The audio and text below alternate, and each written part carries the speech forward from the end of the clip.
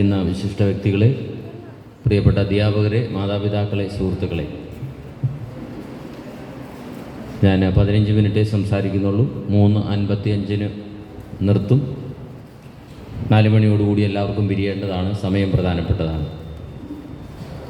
പറയാനുള്ള കാര്യങ്ങൾ പെട്ടെന്ന് പറഞ്ഞ് അവസാനിപ്പിക്കാം. നമ്മുടെ ഈ തലമുറ, ഇവിടെ ഇരിക്കുന്ന മാതാപിതാക്കൾ, ഞാൻ അടക്കമുള്ള ആളുകൾ വലിയ ഭാഗ്യം ചെന്നവരാണ്. പലരും പറയും നമ്മൾ വലിയ പ്രതിസന്ധിയിലാണ്, തർക്കങ്ങളിലാണ്, പ്രയാസങ്ങളിലാണെന്നൊക്കെ പറയും. ഞാൻ തിരിച്ച് ചിന്തിക്കുന്ന ഒരാളാണ്. പഴമയുടെ സൗന്ദര്യവും പുതുമയുടെ സൗകര്യവും അറിഞ്ഞവരാണ് നമ്മൾ. പഴമയ്ക്ക് ഒരു സൗന്ദര്യമുണ്ടായിരുന്നു, പുതുമയുടെ സൗകര്യങ്ങളും നമുക്കറിയാം.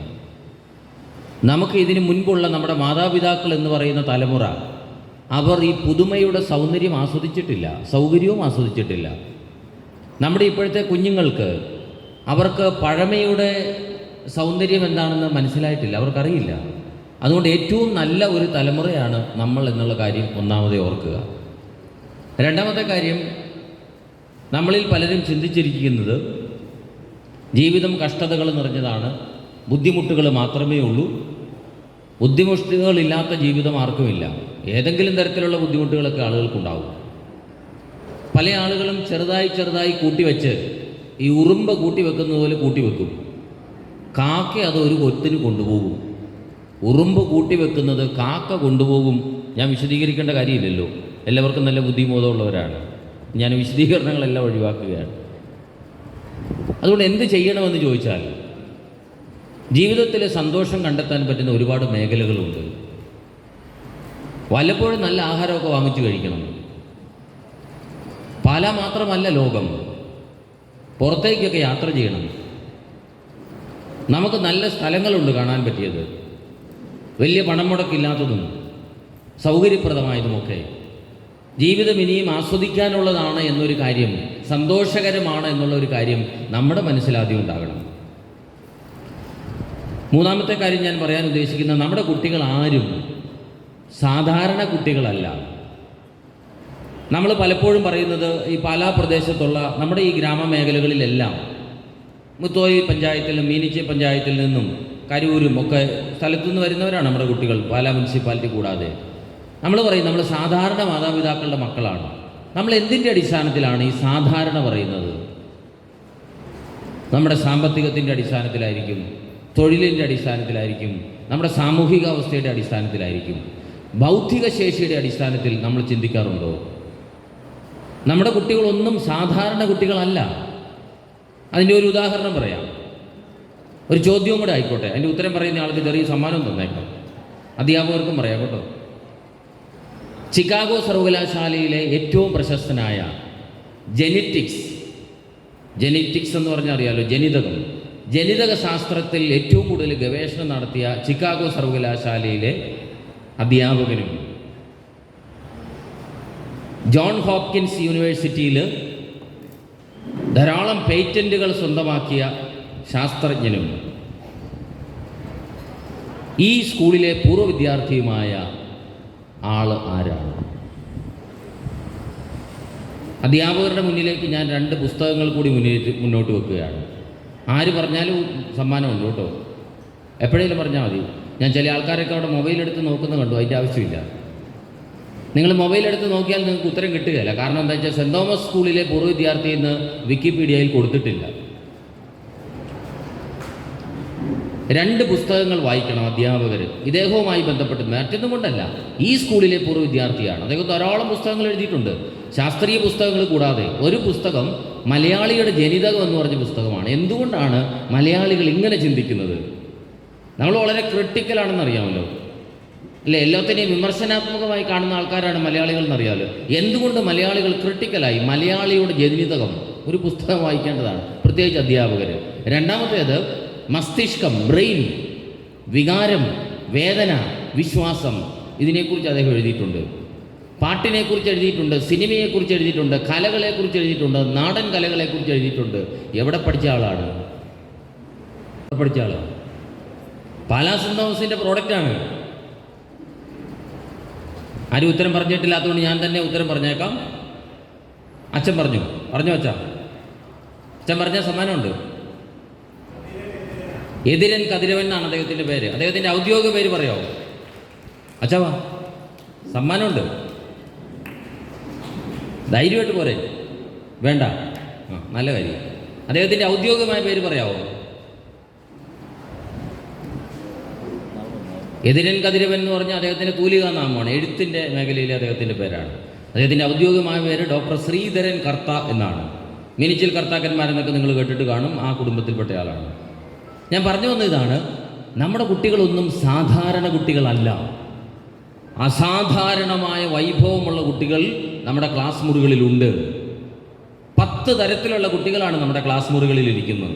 ഒന്നാമത്തെ തരം അച്ഛനിവിടെ സൂചിപ്പിച്ചു, ആൽബർട്ട് ഐൻസ്റ്റീൻ്റെ സ്റ്റൈലുള്ള ഗിഫ്റ്റഡ് ആയിട്ടുള്ള 130 മുകളിൽ IQ ഉള്ള കുട്ടികളുണ്ട് നമ്മുടെ ക്ലാസ് മുറികളിൽ. അവർ ചിലപ്പോൾ ഒറ്റ നോട്ടത്തിൽ നമുക്ക് ചിലപ്പോൾ മനസ്സിലായെന്ന് വരികയില്ല ഇവർക്ക് നല്ല ബുദ്ധിയുണ്ട് എന്ന്. ചിലപ്പോൾ അവർ വായിക്കുന്നത് നമ്മൾ കാണില്ല, പക്ഷെ പരീക്ഷ എഴുതും, മാർക്ക് കിട്ടും. നല്ല ബൗദ്ധിക ശേഷികളുള്ള കുട്ടികളുണ്ട്. അവരെ നമ്മൾ ശ്രദ്ധിക്കേണ്ടത് എങ്ങനെയാണെന്ന് ചോദിച്ചാൽ, എപ്പോഴും പുറകെ നടന്ന് അവരെ ഉപദേശിക്കേണ്ടതില്ല. അവർ നല്ല ബുദ്ധിയുള്ള പിള്ളേരാണ്. പഠിച്ചാലും ശരി പഠിപ്പിച്ചില്ലെങ്കിലും ശരി അവർ പഠിക്കും. അവർക്ക് നല്ല ബൗദ്ധിക ശേഷിയുണ്ട്. വളരെ ബ്രൈറ്റാണ് അവർ. ഇൻ്റലിജൻസിൻ്റെ കാര്യത്തിൽ വളരെ കൂടുതലാണ്. നമ്മളിവരെ എന്തുകൊണ്ടാണ് തിരിച്ചറിയാത്തതെന്ന് ചോദിച്ചാൽ, നമ്മളിപ്പോഴും നമ്മുടെ ഒരു സങ്കല്പത്തിൽ നിന്നുകൊണ്ടാണ് കുട്ടികളെ വിലയിരുത്തുന്നത്. നമ്മൾ വിചാരിച്ചിരിക്കുന്നത് നമുക്ക് വലിയ വിദ്യാഭ്യാസമൊന്നുമില്ല, അതുകൊണ്ട് പിള്ളേർക്ക് വലിയ ബുദ്ധിയൊന്നുമില്ലെന്നാണ്. വിദ്യാഭ്യാസവും ബുദ്ധിയും തമ്മിൽ യാതൊരു ബന്ധവുമില്ല. ആദ്യമേ പറഞ്ഞേക്കാം, വിദ്യാഭ്യാസവും നിലനിൽപ്പും തമ്മിൽ യാതൊരു ബന്ധവുമില്ല. എന്താണെങ്കിലും ഈ കൂട്ടത്തിലിരിക്കുന്നതിൽ ഏറ്റവും വിദ്യാഭ്യാസമുള്ള ആൾ ഞാനാണല്ലോ. വിദ്യാഭ്യാസവും ശേഷികളും തമ്മിലും യാതൊരു ബന്ധവുമില്ല. പക്ഷേ വിദ്യാഭ്യാസം ഇതിന് അടിസ്ഥാനമാണെന്ന് മാത്രം.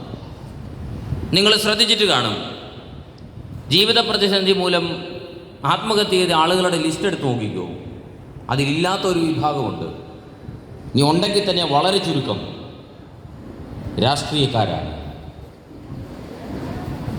പോലീസുകാർ ആത്മഹത്യ ചെയ്തിട്ടുണ്ട്. എൻ്റെ അർത്ഥം എന്താണെന്നറിയോ? അവരിൽ നിന്ന് നമ്മൾ പഠിക്കണം നിലനിൽപ്പിൻ്റെ ശാസ്ത്രം എന്തെന്ന്. നമ്മളൊരിക്കലും ഈ പറഞ്ഞ വിഭാഗത്തെ ആക്ഷേപിക്കേണ്ട കാര്യമില്ല. അവരിൽ നിന്ന് ചില പാഠങ്ങൾ പഠിക്കാനുണ്ട്. എങ്ങനെയാണ് നിലനിൽപ്പ്? അത് വലിയ വിദ്യാഭ്യാസം കൊണ്ടൊന്നുമല്ല, കാലം തെളിയിച്ച് കയ്യിൽ കൊടുത്തതാണ് ഈ വിദ്യാഭ്യാസം അവരെ സംബന്ധിച്ച്. അതുകൊണ്ട് ഞാൻ പറഞ്ഞു വന്ന ആശയം ഇതാണ്, വിദ്യാഭ്യാസം എന്ന് പറയുന്നത് അറിവിൻ്റെ അടിസ്ഥാനത്തിൽ മാത്രം വിലയിരുത്തേണ്ട ഒരു കാര്യമല്ല. ഇപ്പോൾ ഇവിടെ പഠിപ്പിക്കുന്ന അധ്യാപകരെ നമ്മൾ എന്തിൻ്റെ അടിസ്ഥാനത്തിലാണ് അധ്യാപകൻ്റെ മഹത്വം വിലയിരുത്തുന്നത്, ഒരാളിനെ വിലയിരുത്തുന്നു എന്ന് ചോദിച്ചാൽ, അങ്ങേര് കരസ്ഥമാക്കിയിരിക്കുന്ന വിദ്യാഭ്യാസ യോഗ്യത, ഡിഗ്രി ഉണ്ടോ, BEd ഉണ്ടോ, സെറ്റ് പരീക്ഷയുണ്ടോ, ടെറ്റ് പരീക്ഷ പാസ്സായിട്ടുണ്ടോ, ഇതിൻ്റെ അടിസ്ഥാനത്തിലാണ്. വിദ്യാർത്ഥിയെ നമ്മൾ മനസ്സിലാക്കുന്നത് എത്ര A+ കിട്ടി, എത്ര മാർക്ക് കിട്ടി എന്നതിൻ്റെ അടിസ്ഥാനത്തിലാണ്. പക്ഷേ യഥാർത്ഥത്തിൽ മാർക്കിൻ്റെയും ലഭിച്ച വിദ്യാഭ്യാസത്തിൻ്റെയും അടിസ്ഥാനത്തിൽ മാത്രമല്ല ഒരാൾ വിലയിരുത്തപ്പെടേണ്ടത്, അവൻ ആർജിച്ച സംസ്കാരത്തിൻ്റെ അടിസ്ഥാനത്തിലാണ്. കുറച്ചുകൂടി കൃത്യമായിട്ട് പറഞ്ഞാൽ, വിദ്യാഭ്യാസത്തിൻ്റെ അടിസ്ഥാനത്തിൽ ഒരുവൻ നേടിയെടുത്ത സംസ്കാരവും, കുറച്ചുകൂടി കൃത്യമായി പറഞ്ഞാൽ അവൻ്റെ പെർഫോമൻസ് കോഷ്യൻ്റ് അഥവാ PQ, ഇതിൻ്റെ അടിസ്ഥാനത്തിലാണ് ഒരുത്തൻ വിലയിരുത്തപ്പെടേണ്ടത്. നിങ്ങൾ കണ്ടിട്ടില്ലേ, നല്ല വിദ്യാഭ്യാസമുള്ള ആൾക്കാരുണ്ട്, പക്ഷേ വാതുറന്ന് വർത്താനം പറയില്ല. പറയേണ്ട സ്ഥലത്ത് പറയണ്ടേ? അല്ല, ഇപ്പോൾ ഇവിടെ ഒരു പേരൻ്റ് തന്നെ ഒരു പാട്ട് പാടി. എനിക്കത് കേട്ടപ്പോൾ തോന്നിയ കാര്യം എന്ന് പറഞ്ഞാൽ, പാട്ട് മാത്രം പോരാ, നമ്മളിവിടെ ഇരിക്കുന്ന അമ്മമാരുടെയൊക്കെ ഒരു ഡാൻസും കൂടെ അടുത്ത പ്രാവശ്യം വെക്കണം. അതെന്താ, നമുക്ക് ആ കഴിവുണ്ടല്ലോ. ഞാൻ ഈ ഒരുപാട് യാത്ര ചെയ്യുന്ന ആളാണ്. ഇന്ത്യ മിക്കവാറും എല്ലാ സംസ്ഥാനങ്ങളിലും പോയിട്ടുണ്ട്, രാജ്യങ്ങളിലൊക്കെ ഒത്തിരി പോകാറുന്ന ആളാണ്. ഈ കുറച്ചു കാലം മുൻപ്, കഴിഞ്ഞ ഫെബ്രുവരി മാസത്തിൽ പഞ്ചാബിൽ ജലന്ധർ എന്ന് പറഞ്ഞ സ്ഥലത്ത് അവിടുത്തെ ഒരു കോളേജിലെ അധ്യാപകർക്ക് വേണ്ടി 2 ദിവസത്തെ ക്ലാസ് എടുക്കാൻ പോയി. ഞാൻ അവരോട് ചോദിച്ചു, നിങ്ങൾക്ക് എന്തൊക്കെ ശേഷികളുണ്ട്? ഇവിടെയും ഞാൻ അധ്യാപകരോടൊക്കെ ചോദിക്കാറുണ്ട്. ഇവിടുത്തെ അധ്യാപകർ ശേഷികൾ എന്തുണ്ടെങ്കിലും മിണ്ടുകയില്ല, പറയുകയില്ല, പെർഫോമൻസ് കാണിക്കുകയില്ല. പെർഫോമൻസ് ഇല്ലാത്തത് കൊണ്ടല്ല, കാണിക്കുകയില്ല. അവരോട് ചോദിച്ചപ്പോൾ അവർ പറഞ്ഞതാണ്, ഞങ്ങൾ ഡാൻസ് അവരുടെ ഐറ്റമാണ്. ഞാനൊരു 10 മിനിറ്റ് സമയം കൊടുത്തപ്പോൾ 15 പേര് സ്റ്റേജിൽ കയറി. അത് പെർഫോമൻസ് ആണ്, PQ ആണ്. ബുദ്ധി എന്ന് പറയുന്നത് ആളുകളുടെ മുന്നിൽ അവതരിപ്പിക്കാനുള്ള കഴിവ് കൂടിയാണ്. അത് പാട്ടിലൂടെയാകാം, ഡാൻസിലൂടെയാകാം, സ്പോർട്സിലൂടെയാകാം, എഴുത്തിലൂടെയാകാം, വരയിലൂടെയാകാം, പെർഫോമൻസ് കോഷ്യൻറ്റിന് പ്രാധാന്യം കൂടുന്ന ഒരു കാലത്താണ് നമ്മൾ ജീവിക്കുന്നത്. അതുകൊണ്ട് തന്നെ ഇവിടെ റജി അച്ഛൻ സൂചിപ്പിച്ചത് നിങ്ങൾക്ക് മനസ്സിലായി കാണും. 10 പരിപാടികളാണ് കുട്ടികൾക്ക് വേണ്ടി കൊടുക്കുന്നത്. അച്ഛൻ ഇങ്ങനെ ഒരു കാര്യം പറഞ്ഞപ്പോൾ തന്നെ ഞങ്ങൾ കോളേജ് നല്ല വൃത്തിയാക്കിയിട്ടിട്ടുണ്ട്. നല്ല വൃത്തിയാക്കി തറയിൽ ചെളി പോലും പറ്റാതിരിക്കാൻ വേണ്ടിയിട്ട് പ്രത്യേക തരത്തിലെ പെയിൻറ്റിങ്ങും എല്ലാം നടത്തി ഇവിടുത്തെ കുട്ടികൾ വരുമ്പോൾ അവർക്ക് യോഗ നല്ല മനോഹരമായി ചെയ്യാനുള്ള സ്പേസ്, ഒരു 100 പേർക്ക് ഒരേ സമയത്ത് ചെയ്യാനുള്ള സ്പേസ് അവിടെ ഉണ്ടാക്കിയിട്ടിട്ടുണ്ട്. 30 കമ്പ്യൂട്ടറുകളും ലാബുകളും ഉണ്ടാക്കി വെച്ചിട്ടുണ്ട്. പാലാരൂപതയുടെയാണിത്. പാലാരൂപതയുടെ ഈ സ്വത്തും ഈ പറഞ്ഞ സൗകര്യങ്ങളുമെല്ലാം നമുക്ക് ഉപയോഗിക്കാനുള്ളതാണ്. അതിൻ്റെ കാവൽക്കാർ മാത്രമേ ആവുന്നുള്ളൂ നമ്മളൊക്കെ. അതുകൊണ്ട് ഈ വിദ്യാർത്ഥികൾ അങ്ങോട്ട് വരട്ടെ, അവരുടെ കമ്പ്യൂട്ടർ പരിജ്ഞാനം കൂടും. പ്രത്യേകിച്ച് ഭാഷയുടെ കാര്യത്തിലാണ് പരിശീലനം. ലാംഗ്വേജ് ലാബാണ് അവിടെ ക്രമീകരിച്ചിരിക്കുന്നത്. അങ്ങനെ ഒരുപാട് കാര്യങ്ങൾ.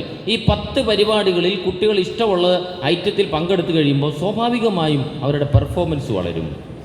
പെർഫോമൻസാണ് പ്രധാനപ്പെട്ടത്. എന്ത് കാര്യത്തിലും അതുണ്ട്. നിങ്ങൾക്കിവിടെ ഒരു ഫ്രൂട്ട് കിട്ടി, ഞാനിവിടെ ഇരുന്ന് നോക്കിക്കൊണ്ടിരിക്കുമായിരുന്നു, എനിക്കാരും തന്നില്ല. ഇത് കിട്ടിയപ്പോൾ തന്നെ അത് ആസ്വദിച്ച് കഴിക്കുക എന്ന് പറയുന്നത് അതിലൊരു പെർഫോമൻസ് ഉണ്ട്. ശരിയല്ലേ? അത് നമ്മൾ ടേസ്റ്റ് ചെയ്തു. നിങ്ങൾ മൈൻഡ്ഫുൾ ഈറ്റിംഗ് എന്നൊക്കെ പറഞ്ഞ കാര്യം ചിലപ്പോൾ കേട്ടിട്ട് കാണും. മൈൻഡ്ഫുൾ ഈറ്റിംഗ് 5 ഇന്ദ്രിയങ്ങളെ യോജിപ്പിച്ച് ഭക്ഷണം കഴിക്കുന്ന രീതിയാണ്. മലയാളിക്കതില്ല. നമ്മൾ ഭക്ഷണം കഴിക്കുന്നത് പാത്രത്തിൽ വരുന്നതിന് മുമ്പേ വാരി കഴിച്ചിട്ട് ഇറങ്ങി ഓടും. സത്യത്തിൽ അതിൽ ടച്ച് ചെയ്യുമ്പോൾ മൈൻഡ്ഫുൾനെസ് വരികയാണ്.